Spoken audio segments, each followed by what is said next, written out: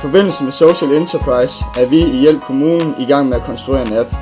Appen hedder Hjælp Kommunen, da den skal gøre det lettere at forbinde borgere og kommunen med bare få klik. Hjælp Kommunen tilbyder borgerne en meget lettere og enklere vej i kontakt med kommunen.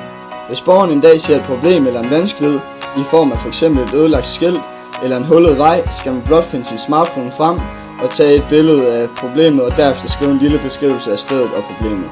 For så til sidst at sende det ind til vores app.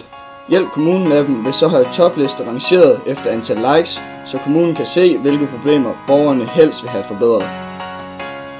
Vi er Hjælp Kommunen og vil gøre tilværelsen bedre for dig og dine medborgere.